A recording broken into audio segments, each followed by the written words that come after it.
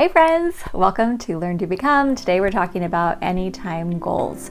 Now I am recording this at the very beginning of the year. However, we can set goals at any time. So if you're looking to set some goals that you're excited about at any time during the year, this is your video. Here at Learn to Become, we help people who are overwhelmed by the details of life to create simple systems so they can do what matters most. I want to help you get organized, not feel overwhelmed. And if you're managing a family and lots of stuff and you're thinking, I'm always overwhelmed, there are ways that we can work with that. I understand, I'm a mom of 4 and there's just a lot that happens in the world. However, today we want to talk about how you can set goals that excite you so you wake up excited and go to bed content. One thing I want to say though is if right now you are living in like clutter, chaos, maybe it's a lot of digital clutter, maybe it's physical clutter, and you feel like you can't even wrap your brain around any goals right now, that's fine. What I would suggest is that you focus just on clearing space. So putting away as much as possible, donating as much as possible, just getting things kind of, messages managed, that type of thing. So you have the bandwidth and the brain space to then think about who you want to become, what you and your family and your professional and volunteer work need. And then you'll be in a brain space where you can just kind of relax and create goals from a joyful place. I know right now we have a lot of holiday decorations up, a lot of stuff going on around the house. And so I am going to be getting all of that in order. But we've had things going pretty well the last couple of weeks where I've been able to sit down and do a lot of thinking. So what I thought would be fun today is to take you through the process that I personally went through that's helped me get to the point where I feel very excited about my goals. And they don't feel stressful or overwhelming, but they are going to stretch me to where I believe I will be creating a life that I'll be excited to wake up and live. So come join me, let's jump in. My suggestions for step 1 comes from Jon Acheff's book, All It Takes Is a Goal. I've done a video on this before and I've talked about this book a lot because I'm a big fan. He's funny and he's all about creating goals that are joyful. But one idea that he has in the book is to create a best moments list. So I did that this year and I put it right at the top of my goal page. And so I just opened my phone and I scrolled through all my photos from the past year. And then I wrote down the things that I loved. I also got a little grumpy because I realized I've done a lot of things this year that weren't super fun, but I was just obligated to do it. And so anyway, Eric and I had some good conversations about how I can structure my life to be more joyful and not like being the martyr all the time. But here are a few things I wrote down. One is I love like just little getaways, just having a chance to get out of the house because we work from home, we're doing everything from home, and just having a chance to get outside. I love hiking, paddle boarding, yoga. I found I'm really loving yoga, stuff like that. I love reading. So I'm going to be doing more of that this year. Also creation library time. I just found going to the library for a few hours, like I love it. So just taking some time to figure out like, what are the things that you did with your family that were so fun, where you're laughing together, having a good time? What were the things with your friends where you felt like you're really connecting and you were understood? What did you do with your alone time? That type of thing. So anyway, and I think Jon Acheff has a whole bunch of like prompts and things in the book. So get the book if you don't have it yet, it's great. But taking time to do that first was super helpful because then I was creating goals based on what do I want more of in my life and not where am I failing? Where do I need to push myself and get all stressed out? And that just felt really fun. Now that we've created our best moments list, we're just going to go through self-care, family, home, and relationships, and professional and volunteer work as categories and talk about how we're going to kind of do a brainstorm in each of those 3 categories. Now, as Eric and I were walking through this process together, I was asking, well, should we have finances be separate? Where does that go? And we were looking at it and thought, you know what? Finances really applies to self-care, home and family, to professional volunteer work. We need resources and we need to have a solid foundation of finances to be able to do these things. So as you're going through and doing this brainstorm, if you want to incorporate finances into one or all of these categories, that may be something that you want to do. Eric and I do a lot more talking about finances inside our Rise membership. It's something that he's especially good at, and he's been helping me to become better at it. Still not my favorite, but I love organization and he doesn't so much. So we kind of work together on that. Anyway, just want to make that little side note. Okay, so let's dive into self-care. On self-care, I just like to consider how I want my spirit, my mind, and my body to feel throughout and by the end of the year. So if you are going through our template or creating one on your own, if on the left you just have spirit, mind, and body, and then the next column is just asking, how would you describe how you want to feel starting day one of this year, this goal setting period.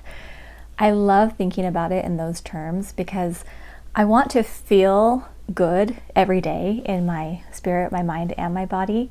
And while I can be working towards some specific goals, if I'm focused on how it's feeling right now, if it's called an autotelic experience, where you're doing it because you love it and you feel good, not just because of what you're going to get at the end. That's from the book Finding Flow, and it helps you to feel a lot more excited and peaceful, and also that you're not just always working for an outcome, but you're feeling that joy now and you're moving forward on the things that you're excited about. So I just encourage you to take some time to focus on that question. And then one more thing I would add is what projects or routines or activities will support that. So I know if I want to feel closer to God, I need to spend time with God. And so I set a goal this year to be able to spend more time, and I'll talk more about that at the end as we're talking about how to track and the specific goals. But thinking, okay, time with God helps me there. My spirit's also better if I don't complain. It's also better if I have time out in nature, right? And so just taking some time to not only look at what you want, but look at what's going to help you to get there. Next, we're going to move into family, home, and relationships. The way I like to think about it is on the left side, left column, I like to record what is a specific relationship that I want to improve. So typically I start with my husband and then my children and now grandchildren, and putting together the thought, and then in the next column, what would be the optimal experiences that we could have together this year. If I think about my relationship with each person by the end of the year, how do I want it to feel? And so I write that down, write a few words. And then the last column, just recording, well, what projects or routines or activities would best facilitate that outcome? And it just takes a moment to just think ahead. And this might even be a conversation that you could have with the people that you love, asking, what kinds of things do you want to do together this year? What helps you feel most connected to me? And what helps us feel, like we really understand each other and that we have that time that we want together. So taking some time in family relationships and maybe some of the best friendships that you have or extended family, that's going to help us to be able to figure out then what are we going to put in place so that actually happens? Because it's so easy to just get caught up in doing stuff and having people just kind of go by the wayside. But when we want to really prioritize the people in our lives, I think this process, at least it's helped me to be able to be more deliberate about it. Next, we're going to look at our professional and volunteer work. And I was trying to think, what's the best way for me to approach this in my life? And I'm hopeful this will be helpful to you. But I like to think about the work that I'm doing, right, to build LearnDoBecome. The work I do professionally, yes, it's flexible. I'm working from home. But then most of us also do work that's volunteer, where we're either serving in a church or a community, helping out at a school, just doing something to be able to make the world better. And so both of those are important to think about and to prepare for it. I love asking the question, what is a current situation that you would like to improve? And that question, usually I can come up with 100 things that I want to improve. But maybe just thinking the biggest pain points or the areas where you feel like you could make a good contribution and you really do have the desire to improve it. What's exciting to you? What feels like it's, filling the measure of your creation? What is that? And then I like to ask, all right, well then what would be my desired change or outcome? And this is where personally I am very prayerful about this, where I'll sit down and journal and think, okay, here's where I feel like I can contribute. What's the outcome that would make sense for me to work towards? And then once I do that, it's asking that same question that we asked for the other two categories. Okay, well then which projects, routines, and activities would best support this desired outcome? That's where it does, maybe create a little the butterflies in your tummy or something as you're thinking, okay, yeah, if I really do want these changes, I'm going to need to maybe block out more time for this specific work, or I need to have this hard conversation, or I'm going to need to start this new project, or maybe hire someone to come in and do this specific job or something like that. But just having the chance to brainstorm and think through that, then instead of feeling weighed down by the things that are frustrating, because we all get it, I get frustrated sometimes, but instead of letting myself get weighed down by it, I can just think, all right, well, what do I want to be different, and then how could I make that happen? Now, this is a fun part. Now that we've had time to think about our personal lives and self-care and our family, home, and relationships, and also our professional volunteer work, we've done a good brainstorm, but what do we actually want to be different by the end of this year? Or maybe what are some really specific, tangible goals that will earn our focus? A lot of the things that we think about and brainstorm will naturally happen as long as we're, thinking about it, writing down our goals, maybe reviewing the goals at least once a week. At least that's what's helped me. We're going to be able to do a lot. We don't have to have a specific tangible goal for every single thing that we just brainstormed, because you might end up with 25 things you're trying to track, and then you're spending more time tracking than you are actually being present and enjoying your life. So we don't want to go overboard on the tracking. However, then this is where in All It Takes Is a Goal, he recommended that you pick a few games you want to play. And I liked thinking about it that way. And he said, when you set the rules for a game, you always win. And so that felt really fun to me. So the categories that I typically work from are the ones that we focus on in our Rise membership here at LearnDoBecome. So one is organization, one is connecting with our higher power, having stronger relationships like family relationships, working on our mental and physical health, our finances, and our purpose. So perhaps you might want to consider those categories, or maybe there's some other ones that you're excited about. But you could ask, what is something very specific I want to do in maybe these 3 to 5 categories, something like that. And I picked 4 categories this year, and I like it because it's 4 very specific, tangible goals that I can be thinking about and I'm going to be working on, but they excite me and lift me. And that's how I know I have the right number and I've selected the right goals for me, is when I look at them, I don't feel drained or frustrated or down about myself. I feel like, oh, this is a fun game. So I'll just share 2 that I wrote down. One, it's actually the same goal I worked on last year, but I've made really good progress, and so I'm going to keep doing it. But I just call it 20 again, because when I was 20, I was the most healthy I've ever been in my life. And I felt so good. I was sleeping great.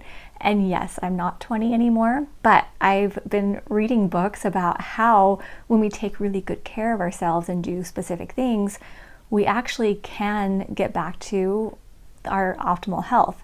And I felt that this year. I've already seen that I'm feeling better. I didn't get sick at all this past year. I was taking really good care of myself. And so I'm doing that again, and I'm working with a health coach, and I'm super excited about it. So 20 again is one. And then one other one I'll just mention is that we want to do life with friends. I heard that phrase from Michael Hyatt. He's a great author and speaker years ago. And when he talked about doing life with friends, I just thought, oh, that's what I want. I feel like so often I do life alone, or Eric and I just do life together, which is great, but we want that social support. We want to be able to laugh with people and hang out with people who understand our lives. And we also want our family to have other families get together so that we can get to know our children's friends and be able to just expand that the social connections. That's something we've really been wanting more of. So those are 2 very specific goals. And I'm going to explain how I'm going to track them, because that's important, but that's the next step. Okay. The final thing we're going to talk about is how to then track. This is something I haven't done a lot in the past because I didn't like feeling like I was just checking off boxes all the time, and I wanted to really enjoy what I was doing and do it for the right reasons. And some years I think it makes sense not to track. You don't have to track every year. But I read something in All It Takes Is a Goal from Jon Acuff that I thought was really helpful, where he said, if you don't have some way to tell your brain that you're making progress, you end up looking side to side and see what other people are doing and then judging yourself based on others. And when I read that, I'm like, oh, I totally do that, where I'll maybe be having a down day and I'll see someone else doing something awesome and think, oh, they're so good and they're so awesome, and I'm not doing anything at all or whatever.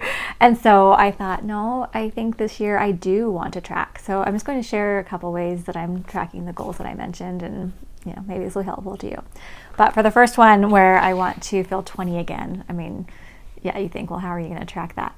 I just decided I need something that I can actually control, where it's not like, oh, I don't know, and have no wrinkles or whatever. Maybe I could control it, but I want to think of things that I can control that feel like they're within my bandwidth.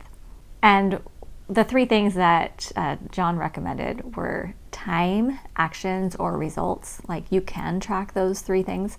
So in this case, for 20 again, I thought, well, if I just do my regular health check-ins with my coach or an accountability partner 3 times a week, then I'm going to stay on track, because I want to be able to report back to that person, and just knowing I have a check-in, that's going to help keep me moving. And I can definitely control that, because a check-in isn't that hard. So even if my check-in is like, I, took the day off or whatever, then that's a check-in. But 3 times a week, that's what I'm doing. So I have a little bookmark I use in my planner for my next actions, and I just added a little place. So each week when I make my new bookmark, I just have 3 little boxes I'll check off, and that's really easy.